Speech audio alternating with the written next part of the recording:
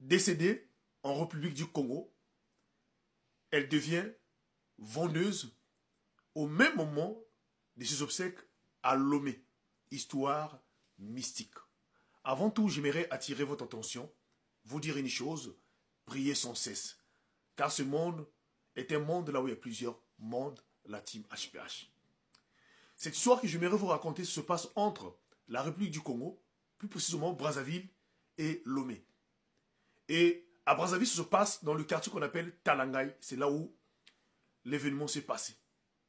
Au sein d'une famille, à Talangay, elles avaient leur sœur aînée, à cette époque, qui faisait le commerce, donc entre Brazzaville, Lomé et Cotonou pour aller acheter des marchandises pour venir vendre à Brazzaville. Et cette époque, on les appelait les mamans à Lomé. Pour ceux qui ont vécu cette époque, ils connaissent ces femmes-là. C'était des femmes qui avaient beaucoup d'argent, mais qui avaient des pratiques un peu mystiques. Certaines d'autres partaient même vendre leurs proches à Lomé, à Bénin, partout, dans des petites sectes. Et voilà, cette dernière, elle avait beaucoup d'argent. Sauf qu'arrivé à une période, vers le mois de novembre de cette époque-là, la sœur là va perdre sa sœur cadette. Elle va mourir brusquement pendant le mois de novembre là. Donc vers la fin du mois de novembre, cette dernière-là va mourir. Et elle va laisser derrière elle 2 enfants. Par contre, la sœur aînée qui avait beaucoup d'argent, qui partait à Lomé partout là, elle était obligée d'arrêter. Au fait, cette période-là, comme elle était en deuil, sa sœur venait de mourir, elle était obligée de ne plus voyager. Donc elle était restée pour l'enterrement de sa sœur cadette. Voilà, les obsèques sont passées, tout se passé pendant, ça se passait bien normalement. Mais vous savez une chose, en République du Congo, quand on enterre une personne, alors, ils doivent véritablement attendre un jour, on appelle soit un jour de dimanche, où toute la famille décide, afin véritablement d'arranger beaucoup de choses. Comme au sein de la famille, il y avait des contradictions après l'enterrement, il fallait attendre des anciens de la famille, des sages de famille, des responsables de famille, pour s'asseoir un dimanche. Voilà, pendant cette période-là, il y a une sœur qui avait quitté le quartier, donc de Talangay à Brazzaville, il y a longtemps. Elle vivait maintenant à l'extérieur. Et à cette époque-là, cette sœur-là se retrouve à Lomé, aussi en train de faire ses courses à Lomé. Alors, celle qu'on venait d'enterrer en République du Congo, qui se retrouve à Lomé et qui va voir, qui va regarder, qui va rencontrer cette dernière-là qui avait quitté le quartier il y a longtemps.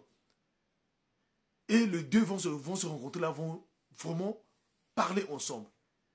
L'autre va dire, mais qu'est-ce que tu fais ici là? Tu viens faire quoi ici à Lomé? Il dit non, moi c'est ma soeur aînée qui m'avait envoyé ici pour venir vendre. Mais je souffre ici là vraiment.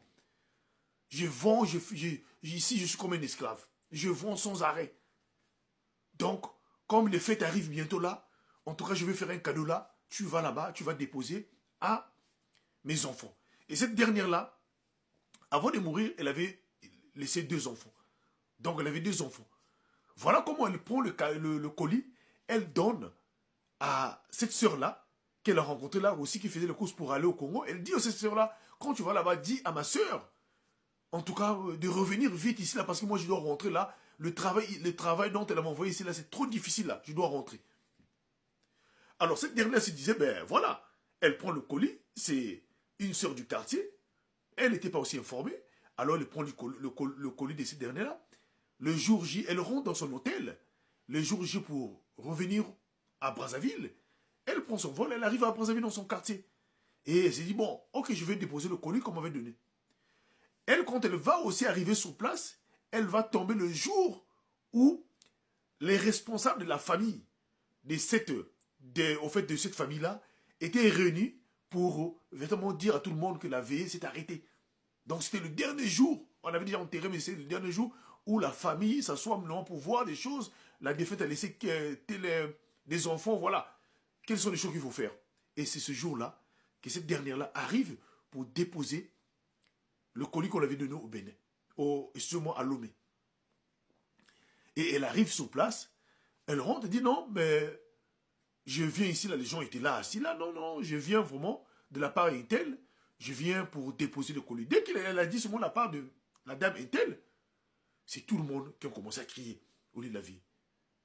tout le monde à la maison a commencé à crier. Et certaines personnes ont commencé même à pleurer encore. Elle ne comprenait pas. Les filles qui ont été là sont venues, disent, mais tu parles de quoi? Elle dit, non, moi j'ai un colis ici, là, qu'on m'a demandé de venir donner à la sœur de telle sœur. Donc maintenant, elle a donné le nom de la sœur aînée de l'autre. Elle dit, non, c'est la sœur aînée qu'il a envoyée là-bas à Lomé pour aller vendre. Elle vend tous les jours, elle souffre là-bas. Donc elle m'a demandé de venir donner le colis là, comme les fêtes s'approchent pour ses enfants, pour que ses enfants puissent passer les fêtes, mais de dire à sa sœur aînée d'aller à là-bas, d'aller dire là-bas pour qu'elle revienne au pays.